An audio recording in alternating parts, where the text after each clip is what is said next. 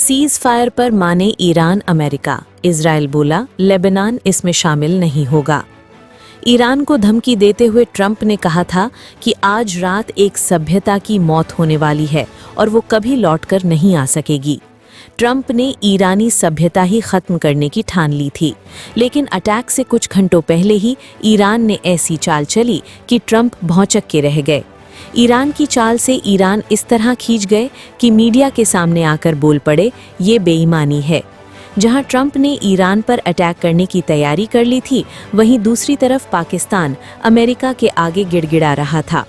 कुछ घंटों की बातचीत के बाद ट्रंप ने ये प्रपोजल एक्सेप्ट कर लिया है और ईरान के साथ सीज फायर 2 हफ्तों तक के लिए बढ़ा दिया है। इस्लामाबाद ने यूएस और ईरान दोनों को एक पीस प्रपोजल भेजा था, जिसमें 2 हफ्तों की मोहलत मांगी गई थी। ईरान और ट्रंप दोनों ने सीज फायर बढ़ाते हुए तय किया है कि 10 सूत्रीय प्रपोजल को आधार रखते हुए पीस टॉक आगे बढ़ाई जाएगी। सर, आपको पता है मिडिल ईस्ट अगर मैं बोलूं तो ऑयल का बिग मार्केट है और यूएस ईरान के युद्ध को रोकने के बाद सिर्फ यूएस और ईरान को फ़ायदा नहीं हुआ बल्कि पूरी ग्लोबल मार्केट को फ़ायदा हुआ। जो इमर्जिंग मार्केट से पैसा निकला हुआ था वो वापस आने लगा। ट्रेड कॉन्फ्लिक्ट्स, जो कॉन्फिडेंस था ट्रेड का, वो बढ़ा। इससे क्या होगा कि मार्केट में सही तरीके से कामकाज स्टार्ट फिर से होगा और मार्केट में तेज़ी देखी जाएगी। सिर्फ इंडियन मार्केट में नहीं, ग्लोबल मार्केट में आपने चाइना इज़ अ मैन्युफैक्चरर है, India is a logistic part importer, big importer, oil importer. And also अगर आप देखा जाए रशिया और यूरोपियन कंट्री की बात करें, जहाँ पे वहाँ पे कॉन्फ्लिक्ट है, तो यूरोपियन कंट्री को भी बहुत ज़्यादा फ़ायदा होता है, वो ऑयल इंपोर्ट कर सकते हैं फ्रॉम ए मिडिल ईस्ट।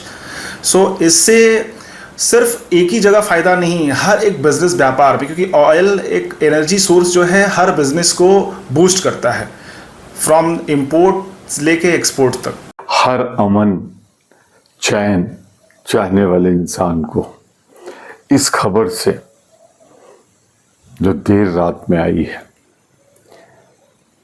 कि 2 हफ्ते के लिए अमेरिका, इजराइल और ईरान के ये भयानक विध्वंसकारी युद्ध का सीज फायर हुआ है।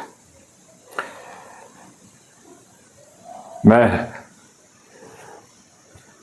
यही प्रार्थना करता हूं ईश्वर से, सद्बुद्धि है सब में, और ये 15 दिन का सीज फायर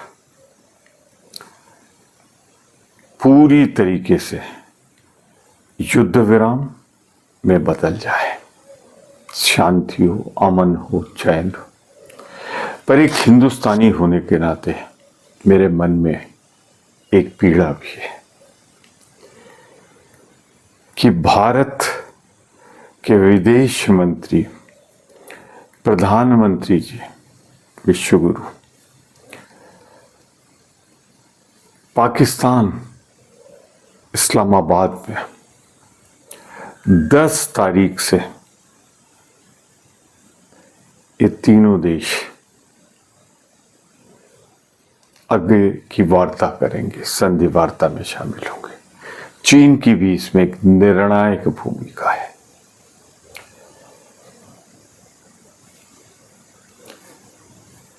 मैं तो इतना ही कहूंगा कि ये पूरी तरीके से भारत की कूटनैतिक, राजनैतिक हार है।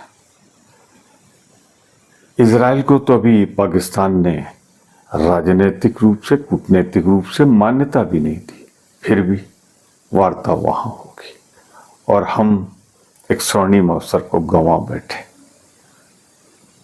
फिर भी अमन हो, चैन हो, शांति हो,